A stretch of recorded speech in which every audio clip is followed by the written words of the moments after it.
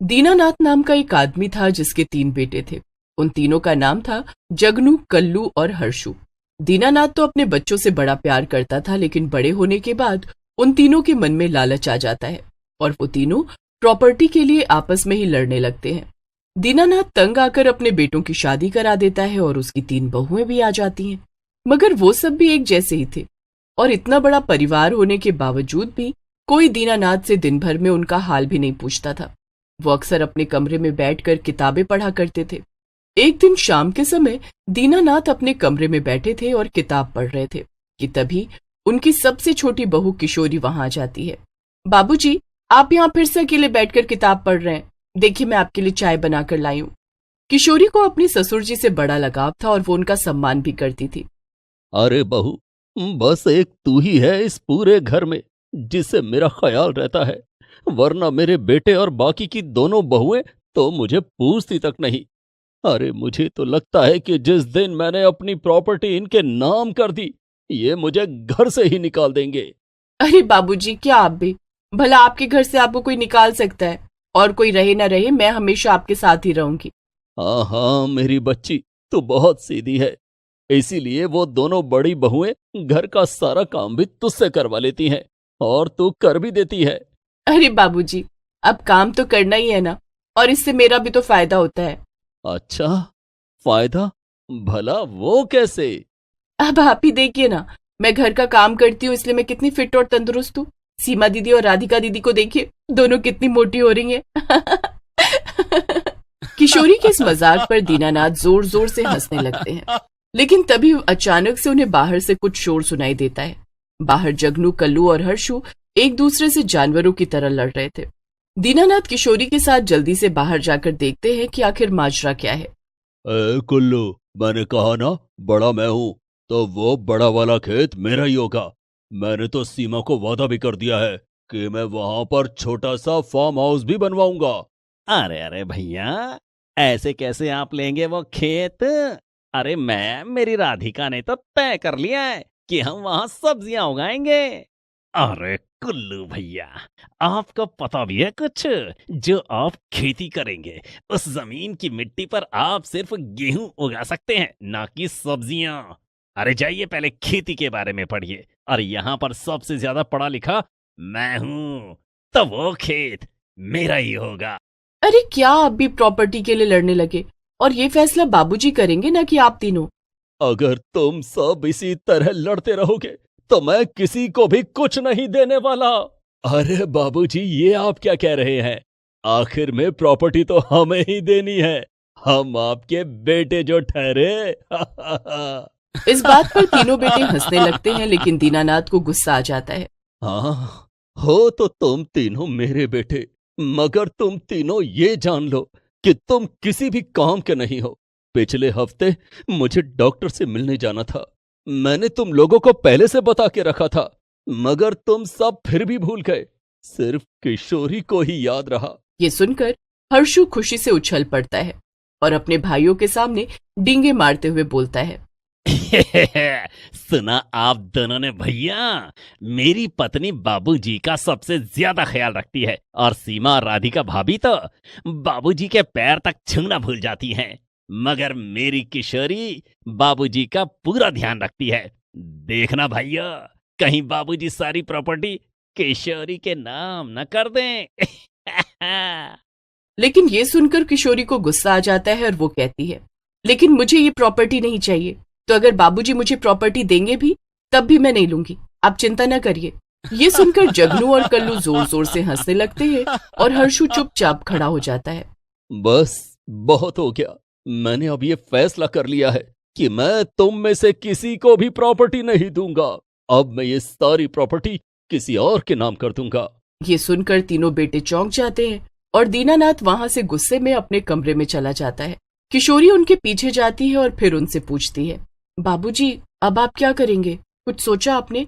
क्या ही बताऊं बहू, मैंने उनके सामने बोल तो दिया, लेकिन मुझे खुद नहीं पता कि मैं आगे क्या करूं।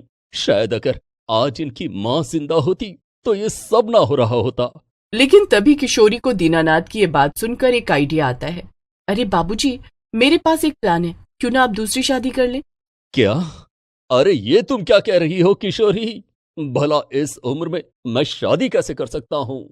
अरे बाबूजी, मेरा मतलब है कि आप शादी का नाटक करिए।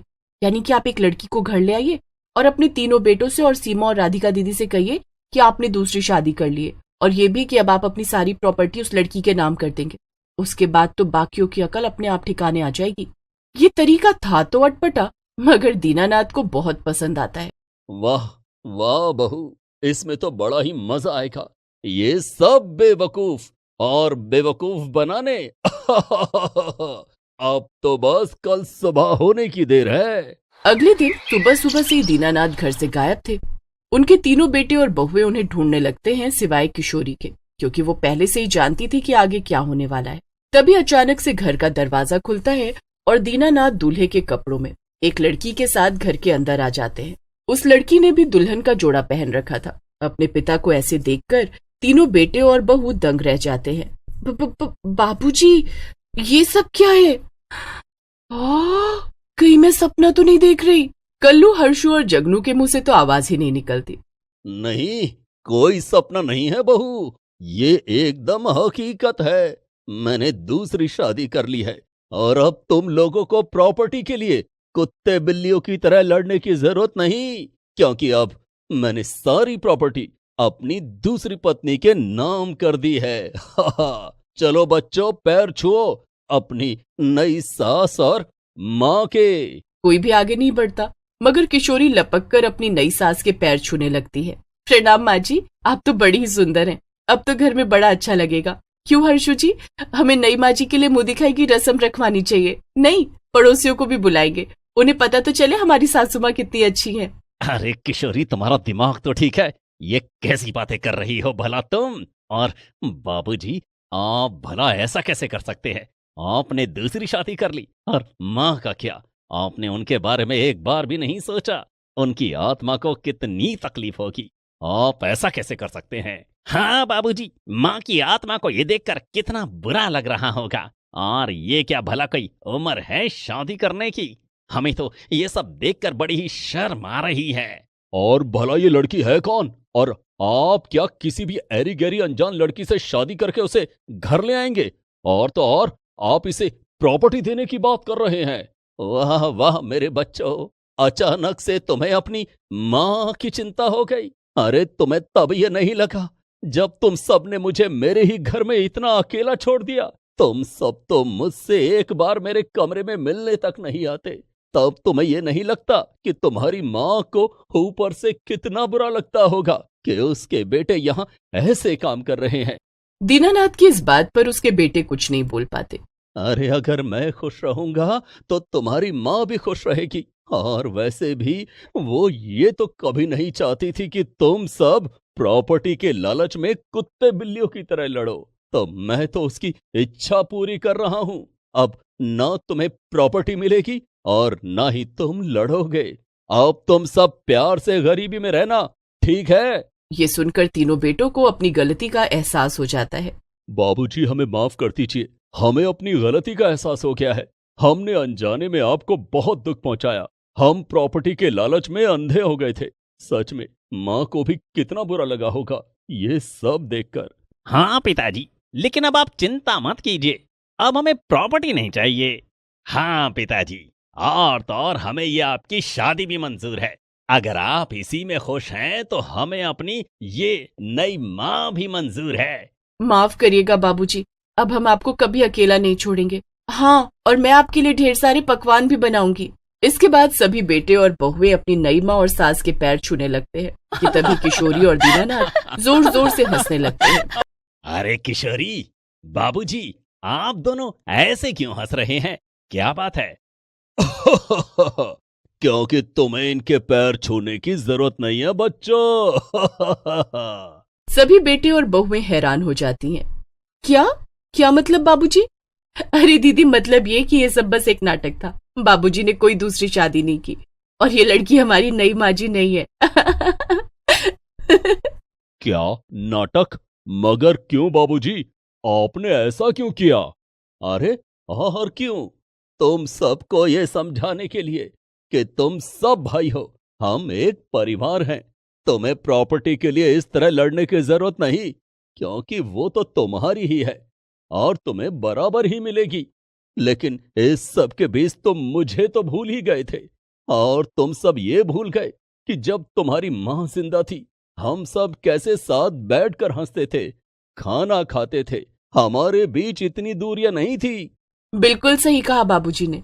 आप लोग लालच के चक्कर में यही भूल गए कि खुश रहना कितना जरूरी होता है। सिर्फ पैसा ही थोड़ी सब कुछ होता है। माफ कर दीजिए हमें बाबूजी, अब हम ये गलती दोबारा नहीं करेंगे और आपने हमें वाकई में बहुत अच्छा सबक सिखाया है। सब एक साथ कहते हैं, हाँ हमें माफ कर दीजिए बाबूजी।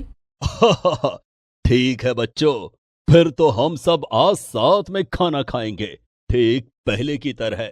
अब तुम सब अच्छे से रहना, वरना अगली बार मैं सच में दूसरी शादी कर लूंगा। इस तरह से दीनानाथ और किशोरी मिलकर अपने परिवार को पहले जैसा खुशहाल बना देते हैं।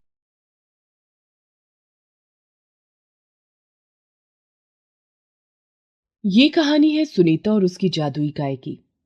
4 महीने पहले ही एक सड़क हादसे में सुनीता ने अपने पति को खो दिया था। तब से सुनीता के सामने मानो मुसीबतों का अंबार लग गया था। उसका पति मुकेश एक गरीब किसान था।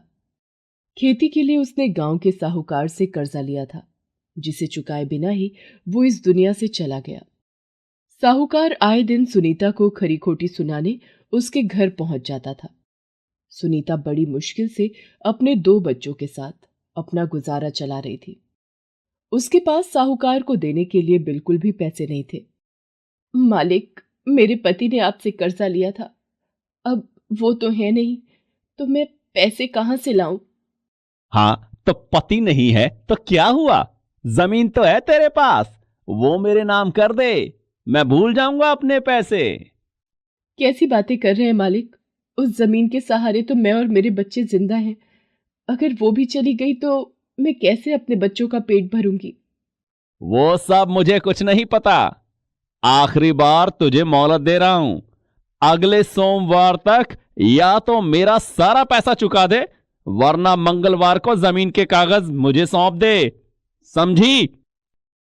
इतना कहकर साहूकार वहां से चला जाता है। सुनीता बहुत परेशान थी। तभी उसकी नजर अपने दोनों बच्चों पर पड़ी, जिन्होंने सुबह से कुछ नहीं खाया था। वो जैसे ही चूल्हे की तरफ बढ़ी, उसने देखा कि सारी लकड़ियां खत्म हो चुकी थी। फिर उसने अपनी 5 साल की बेटी गुड़िया से कहा, गुड़िया बेटा, चूल्हा जलाने को एक भी लकड़ी नहीं है, तू मुन्ने का ख्याल रखना, मैं जंगल से लकड़ी काट कर लाती हूँ। ठीक है माँ, तुम जाओ, मैं मुन्ने को संभाल लूंगी।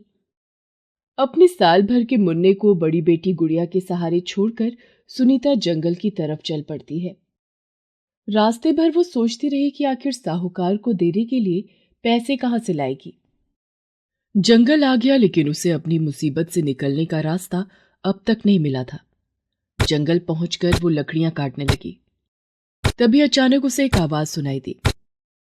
अरे, ये आवाज कैसी? किसी जानवर की लगती है। ऐसा लगता है उसे मदद की जरूरत है। सुनीता अपनी लकड़ियों को वहीं छोड़कर उस आवाज की दिशा में बढ़ने लगती है। कुछ दूर चलने पर उसे एक गाय दिखाई देती है। उस गाय के शरीर पर एक गहरा घाव था। वो दर्द से कराह रही थी। सुनीता तुरंत उस गाय के पास गई और उसे प्यार से सहलाते हुए बोली, अरे, तुम्हें तो चोट लगी है, दर्द हो रहा होगा ना बहुत? उस गाय को दर्द में देखकर सुनीता अपने बारे में सब कुछ भूल गई और उस गाय की मदद करने के बारे में सोचने लगी। उसने सबसे पहले गाय के घाव को साफ किया, फिर अपनी साड़ी से कपड़ा फाड़कर उसे घाव पर बांध दिया। गाय को पानी पिलाने के बाद सुनीता वहां से जाने लगी तो उस गाय ने तुरंत सुनीता की साड़ी का पल्लू अपने मुंह से पकड़ लिया और उसे अपनी तरफ खींचने लगी।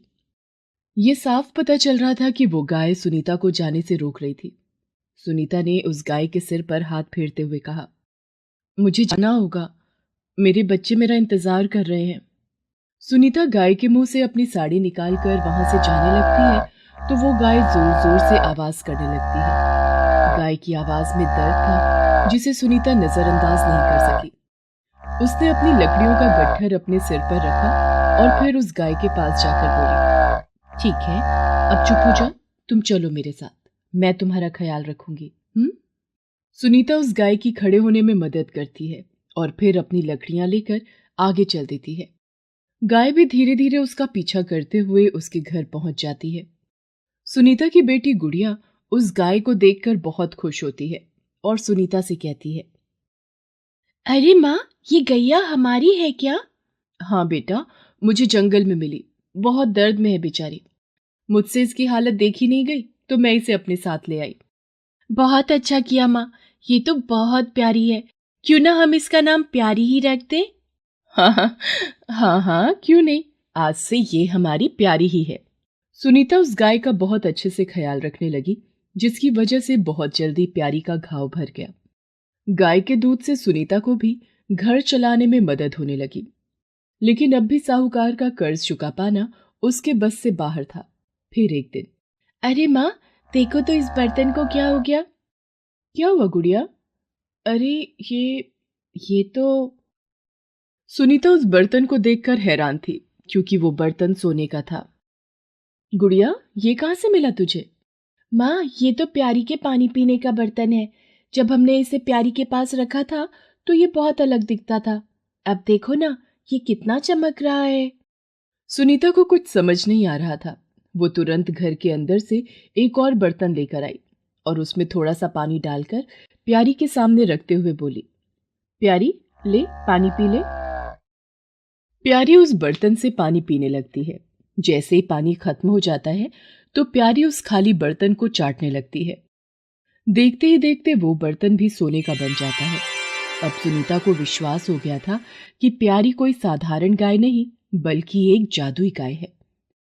सुनीता बहुत खुश थी। वो प्यारी को लाड करते हुए उससे कहती है, प्यारी, तू सचमुच बहुत प्यारी है। सुनीता उन दोनों बर्तनों को बेच देती है, जिससे उसे खूब सारे पैसे मिल जाते हैं। वो सबसे पहले साहूकार के घर जाकर उसका कर्ज चुकाती है। साहूकार ये सब देखकर चौंक जाता है, क्योंकि उसे तो सुनीता की जमीन पर कब्जा करना था। सुनीता के जाने के बाद वो अपने आदमियों से कहता है, अरे सुनो सुनो, जरा पता करो, ये सुनीता के पास इतने पैसे कहां से आए? कौन सी सोने की खान लग गई है इसके हाथ? साहूकार के आदमी सुनीता पर नजर रखने लगते हैं। सुनीता का रहन सहन अब पहले जैसा नहीं था। प्यारी के जादू से सुनीता की माली हालत बहुत अच्छी हो गई थी। सुनीता की टूटी फूटी झोपड़ी की जगह अब एक पक्का मकान था, जिसमें प्यारी के लिए भी रहने का बहुत अच्छा इंतजाम था। जिस रसोई में पहले चूल्हा जलाना मुश्किल था, वहां अब तरह तरह के पकवान बन रहे थे। गुड़िया अब स्कूल जाने लगी थी और सुनीता, उसे अब कोई चिंता नहीं थी। वो तो पूरा दिन सिर्फ प्यारी की आवभगत में ही लगी रहती थी। साहूकार के आदमियों को कुछ समझ नहीं आया। फिर रात के वक्त, प्यारी, ये ले पानी। प्यारी पूरा पानी पीने के बाद जैसे ही उस खाली बर्तन को चाटती है, वो भी सोने का बन जाता है। साहूकार के आदमी छिपकर ये सब देख रहे थे। उन्हें अपनी आंखों पर भरोसा नहीं हो रहा था। जब सुनीता वहां से चली गई तो साहूकार के आदमी चुपचाप घर में घुसे और उस सोने के बर्तन को अपने साथ लेकर सीधे साहूकार के पास पहुंचे और उसे सारा किस्सा सुना दिया। ये देखिए मालिक, यही बर्तन है वो। अरे हां रे, ये तो खाली सोने का है। तभी मैं सोचूं, अचानक कैसे इस भिखारिन के दिन फिर गए। अगर ये सब सच है तो वो गाय तो मेरे पास होनी चाहिए। जाओ, उस गाय को अभी के अभी यहां लेकर आओ। साहूकार के आदमी रात के वक्त ही उस गाय को चुराने की कोशिश करते हैं, लेकिन वो ऐसा कर नहीं पाते। प्यारी उन्हें देखते ही जोर जोर से चिल्लाने लगती है। सुनीता तुरंत वहां आ जाती है। वो साहूकार के आदमियों को पहचान लेती है और फिर एक मोटे डंडे से मार मार कर उन्हें वहां से भगा देती है। फिर अगले दिन, देख सुनीता, सीधी तरह से उस गाय को मुझे बेच दे। तुझे जो कीमत चाहिए मैं तुझे दे दूंगा, लेकिन वो गाय, उसे तो मैं लेकर ही रहूंगा तुझसे। बस लाला, बहुत हो गई तुम्हारी गुंडागर्दी। मैंने तुम्हारा सारा कर्जा चुका दिया है। अब तुम्हारा जोर यहां नहीं चलेगा। मैं अपनी प्यारी तुम्हें कभी नहीं दूंगी। सोच ले एक बार, अगर मैंने पूरे गांव को बता दिया कि तेरी प्यारी क्या कर सकती है, तो मैं क्या, हर कोई उसे पाने के लिए आ जाएगा यहां, फिर तू कुछ नहीं कर पाएगी। मुझे धमकी मत दो लाला, मैं तुम जैसे लोगों को अच्छी तरह से जानती हूँ। तुम्हें सिर्फ पैसों से मतलब है। मेरी प्यारी के साथ तुम कैसा बर्ताव करोगे मैं जानती नहीं क्या? तुम्हें जो करना है तुम कर लो, मेरी प्यारी यहां से कहीं नहीं जाएगी, समझे? साहूकार खून का घूंट पीकर वहां से चला जाता है। उसे किसी भी हाल में प्यारी को हासिल करना था। वो सारे गांव में प्यारी के जादू की खबर फैला देता है। फिर क्या था, पूरा गांव प्यारी का जादू देखने सुनीता के घर पहुंच जाता है। सुनीता ये सब देखकर घबरा जाती है। वो जल्दी से प्यारी को घर के पीछे वाले कमरे में बंद कर देती है और सभी गांव वालों से कहती है, देखिए, ये सच है कि प्यारी एक जादुई गाय है, लेकिन अब वो मेरे पास नहीं है।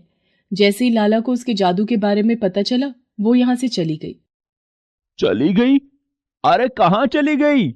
ऐसे कैसे चली गई? तूने उसे जाने कैसे दिया? नहीं नहीं भाई लोगों, प्यारी कहीं नहीं गई है, जरूर इसने उसे छुपा कर रखा होगा। सभी गांव वाले जबरदस्ती सुनीता के घर में घुस जाते हैं और प्यारी को हर तरफ ढूंढने लगते हैं। सुनीता किसी भी हालत में प्यारी को खोना नहीं चाहती थी। इसके पीछे उसका लालच नहीं, बल्कि वो सच में प्यारी से बहुत प्यार करती थी और वो जानती थी कि वहां हर कोई लालच के चलते प्यारी को हथियाना चाहता था। उसने तुरंत एक योजना बनाई, जिसके तहत अचानक गुड़िया जोर जोर से चिल्लाने लगी, माँ माँ, वो प्यारी, मैंने देखा उसे। हैं? कहां देखा बिटिया? कहां है प्यारी? बाबा, वो गांव के बड़े चौराहे की तरफ जा रही थी, मैंने स्कूल से आते हुए उसे देखा। गुड़िया की बात सुनकर सारे गांव वाले गांव के उसी चौराहे की तरफ भागने लगते हैं। ये सही मौका था।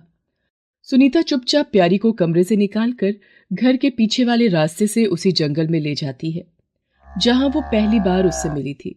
वहां पहुंचकर सुनीता प्यारी को आजाद कर देती है और रोते हुए उससे कहती है, मुझे माफ कर दे प्यारी, पर अब मैं तुझे अपने साथ नहीं रख सकती। तेरे जादू के बारे में सबको पता चल गया है। वो लोग तुझे चैन से जीने नहीं देंगे।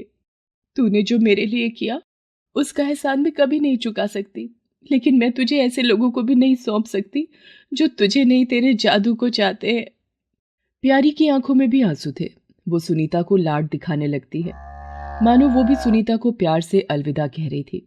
फिर प्यारी पलटकर घने जंगल की तरफ चली जाती है और कुछ ही देर में सुनीता की आंखों से ओझल हो जाती है। सुनीता घर वापस आ जाती है। उसे प्यारी को खोने का दुख तो था, लेकिन ये तसल्ली भी थी कि प्यारी जहां कहीं भी थी, सुरक्षित थी। Please subscribe this channel.